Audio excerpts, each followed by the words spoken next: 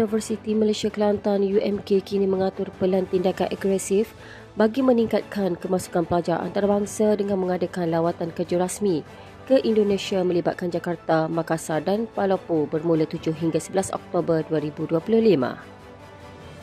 Lawatan 5 hari itu diketuai oleh Naib Chancellor UMK Datuk Profesor Insinyur Teknologis Dr. Arham Abdullah dan Bendahari UMK Encik Ahmad Iran Baharudin, Pengarah Pusat Pendidikan Luar UMK Profesor Madya Teknologis Dr. Muhammad Ashli Zambi Razik serta Eminent Advisor UMK Dr. Hanan bin Yusof. Sesi perbincangan itu memberi peluang kepada kedua-dua pihak berkongsi input berkaitan syarat kemasukan, yuran serta kemudahan pembelajaran dan pengajian yang disediakan. Program Malam Cinta Ilmu mendapat sambutan luar biasa dengan kehadiran lebih 2,000 jemaah pada majlis yang berlangsung di Masjid Universiti Malaysia Kelantan UMK Bachok. Malam Cinta Ilmu anjuran bersama Pusat Islam Universiti dan Pejabat Timbalan Naib Chancellor Haibat Pelajar dan Alumni diadakan selama 2 hari pada 10 dan 11 Oktober 2025 bertujuan memperkukuh penghayatan ilmu dan nilai keislaman dalam kehidupan seharian. Selain itu, program ini menjadikan masjid sebagai pusat ilmu dan pembangunan rohani komuniti serta masyarakat.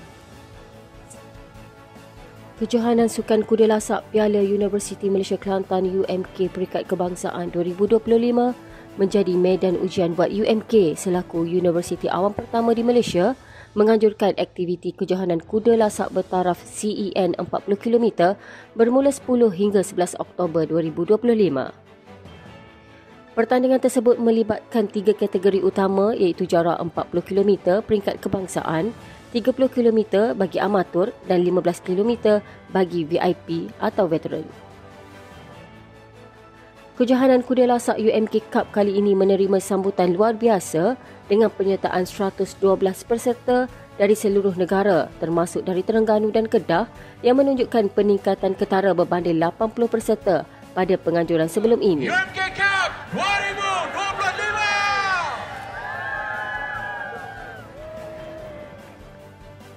Timbalan Ketua Setiausaha Dasar Kementerian Pendidikan Tinggi KPT, Datuk Dr. Haji Megat Sani Megat Ahmad Supian telah merasmikan penganjuran Festival Idea at Kelantan 2025 FOI at Kelantan 2025 di Dewan Tuanku Chancellor Universiti Malaysia Kelantan.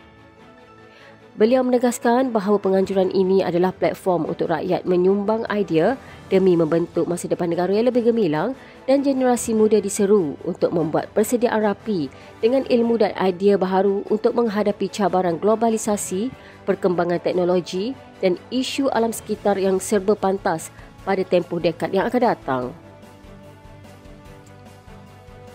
FOI at Kelantan ini memberi ruang kepada sarjana, pelajar dan masyarakat untuk berdialog, berdebat dan berkongsi idea di bawah satu bumbung dalam pelbagai genre sains, teknologi, seni, ekonomi, falsafah dan sosial. Selaras dengan aspirasi Malaysia Madani yang menekankan keseimbangan antara kemajuan teknologi dan nilai kemanusiaan.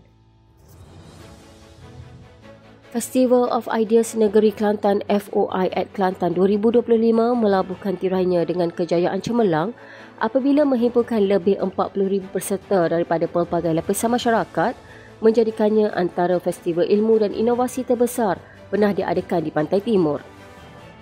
Program yang berlangsung selama 4 hari bermula 13 hingga 14 Oktober 2025 di Universiti Malaysia Kelantan telah dirasmikan oleh Timbalan Ketua Setiausaha Kementerian Pendidikan Tinggi KPT yang dianjurkan bersama oleh UMK sebagai tuan rumah dengan kerjasama strategik pelbagai agensi kerajaan, industri dan institusi pendidikan.